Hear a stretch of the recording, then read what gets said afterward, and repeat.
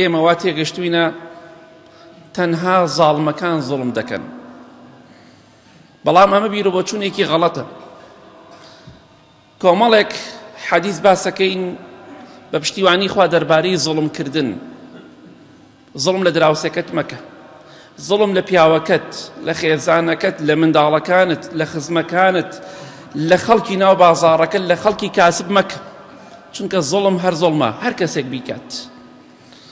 لە حەدیثێکی صحیحی سونەنی ترمذی هاتووە، خۆشەویستی خوا صلی الله علیه وسلم باسی ئەو کەسەمان بۆ دەکات کە مەزڵومە، واتە زوڵمی دەکراوە. ئیتر هەر کەسێک لێی کردبێ، خزمە، بێگانەیە، دەسەڵاتدارە، دەوڵەمەندە، بێدەسەڵاتە، هەر کەسێک زوڵم بکات. دەفەرمێ دەعوەی مەظلوم واتە ئەو کەسەی کە دوعا دەکا و مەظلومە زوڵمی لێکراوە. ئیتر هەر کەسێک لێی کردووە. خوای گەورە چی دەکا؟ یەرفەعها فەوقە الغەمام وتفتح لها ئەبواب السەماء. هەر کاتێک زوڵمت لە کەسێک کرد دڵنیا بەلەوە. پێغەمبەری خۆشەویستمانە فەرمێ صلی الله علیه وسلم ئەو دوعای مەظلومەکە ئەڕاتە سەرووی هەورەکان. سەرووی هەورەکان خوای گەورە بەرزی دەکاتەوە بۆ سەرووی هەورەکان و بۆ ئاسمان و دەرگاکانی ئاسمانیشی بۆ دەکرێتەوە.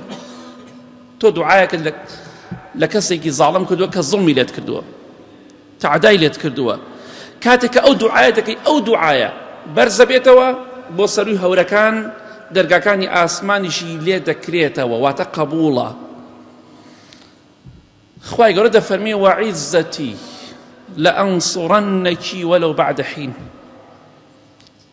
سوێن بە گەورەی و دەسەڵاتی خۆم، ئەی دوعاکە، ئەی ئەو دوعای کە مەزڵومێک لە زاڵمێکی کردووە،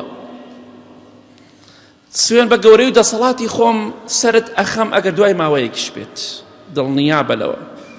بۆیە کاتێک کە زوڵمێک دەکەی لە کەسێک، لە خێزانت، لە مێردت، لە مناڵت، لە کچت، لە کوڕت، لە دراوسێت، لە برات، لە خوشکت، لە بێگانەیەک، دڵنیا بە ئەو دوعایە چۆتە سەرووی هەورەکان و دەرگاکانی ئاسمانی بۆ کراوەتەوە.